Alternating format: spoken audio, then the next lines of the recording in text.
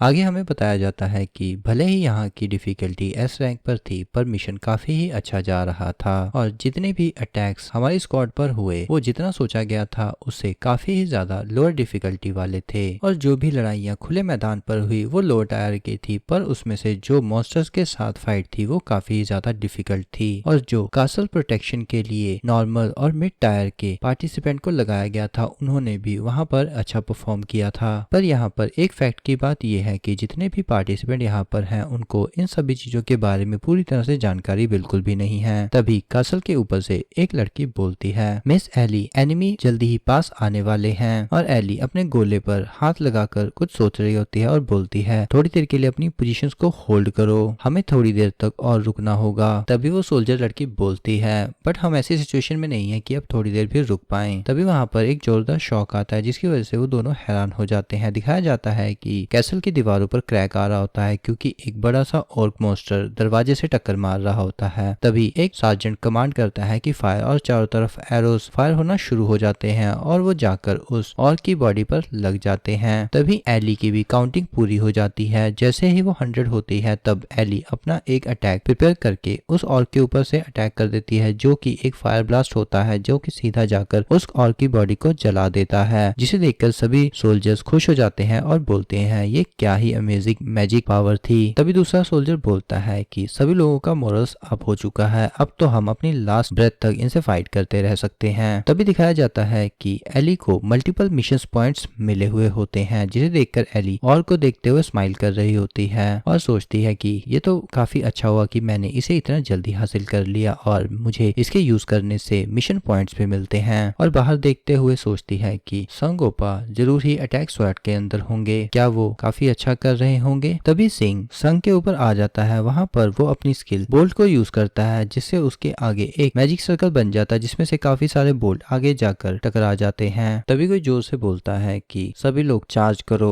और किसी को भी ज्यादा आगे जाने की जरूरत नहीं है, सब फॉर्मेशन के साथ धीरे धीरे आगे बढ़ो। और कांग बोलता है कि मेरे साथियों सब लोग अपने ब्लेड्स को आगे करो और इसे मार दो। और जैसे ही आगे जाकर वो अपने भाले को घुमाता है एक मॉन्स्टर का सर उड़ जाता है। ये सारी फाइट देखकर मैजिशियन दूर से बोलता है प्रिंसेस से, ऐसा लग रहा है कि आपका प्लान काम कर रहा है, यहाँ से देखने पर तो सब कुछ बेहतर ही लग रहा है। संग प्रिंसेस के रूप में बोलता है, तुम्हें मुझे इस तरह से प्रेज नहीं करना चाहिए, इसके अलावा मुझे ये बताओ कि सर उग्रम क्या कर रहे हैं। मैजिशियन बोलता है, वो अभी भी देखने में तो सैड लग रहे हैं पर काफी हद तक पहले से ठीक हो चुके हैं। तभी संग उनकी तरफ देखते हुए सोचता है ये क्या ही घटिया इंसान है जिसका मूड ही नहीं चेंज हो रहा। मुझे फाइट में इस बूढ़े मैजिशियन की जरूरत है पर मुझे बैटल के लिए सर उग्रम की तो जरूरत ही नहीं है। इस तरह से तो ये मेरे लिए एक प्रॉब्लम होगी जो कि हमेशा मेरे साथ चलेगी। तो क्या मुझे इसे मार देना चाहिए? पर मैं इस चीज को कैसे संभालूंगा? मैं इसे पॉइजन दे सकता हूँ जो कि मेरे पास काफी ही यूनिक लेवल का है, या मैं अपनी स्वॉर्ड के साथ इसे मार सकता हूँ क्योंकि मेरी स्किल्स भी काफी इंक्रीज हो चुकी हैं, या मुझे इसके लिए ट्रैप्स को प्रिपेयर करना होगा। पर सर उग्रम इतने ही ज्यादा सैड हैं कि वो अपनी स्किल को काफी एक्टिवली यूज करते हैं, जिसकी वजह से मेरी स्किल उसके सामने बिल्कुल ही वेस्ट हो जाएगी और मैं उनका सामना नहीं कर पाऊंगा। और अपने सर पर हाथ रखते हुए सोचता है कि अब मैं क्या करूं। तभी बूढ़ा मैजिशियन उससे पूछता है, प्रिंसेस क्या तुम ठीक हो? संग धीरे से बोलता है, मुझे थोड़ी सी कमजोरी महसूस हो रही है। तभी बूढ़ा मैजिशियन बोलता है, मैंने आपसे कहा था कि ये डेंजरस हो सकता है तो प्लीज आप पीछे रहिए। तभी संग को कुछ रियलाइज होता है और वो सोचता है कि मुझे यही तो चाहिए था, और एक क्रीपी स्माइल के साथ सोचता है कि अगर इसे मैं करता हूँ तो मेरा सारा प्लान प्रॉपरली वर्क करेगा। तभी नेक्स्ट सीन में दिखाया जाता है कि फाइट खत्म हो जाती है। बूढ़ा मैजिशियन बोलता है कि तुम सब लोगों ने काफी अच्छा काम किया, मुझे तुमसे कुछ कहना था कि तुम सब लोग यहाँ पर इकट्ठा हो तो इसके साथ ही मैं कह देता हूँ कि तुम्हारा बहुत बहुत थैंक यू कि तुम लोग हमारे साथ यहाँ तक आए। तभी वहां पर एक क्लाउड अपीयर हो जाता है, उसके अंदर से एक मैप आता है। बूढ़ा मैजिशियन बोलता है, ये एक एंशिएंट मैप है जो इस डंजन के स्ट्रक्चर के बारे में है, इसके थ्रू हम ये देख सकते हैं कि हम इस टाइम पर कहाँ पर हैं और हम इस जगह पर हैं अभी के लिए। यंग मैजिशियन बोलता है, ऐसा देखने से लग रहा है कि हमने 2/3 डंजन को क्लियर कर लिया है, क्या ये अच्छी चीज नहीं है? बूढ़ा मैजिशियन हैंसन बोलता है, डिस्टेंस को लेकर जज करना एक अच्छी चीज है पर ये डिस्टेंस बिल्कुल भी मैटर नहीं करता क्योंकि इससे हमारी स्पीड जस्टिफाई नहीं होती, क्योंकि जब हम लिब्रेथ के अंदर की तरफ जाएंगे जहाँ पर डीमन किंग रहता है वो इस जगह की कोर है, उससे पहले हमें कुछ सीरियस प्रॉब्लम को सुलझाना होगा।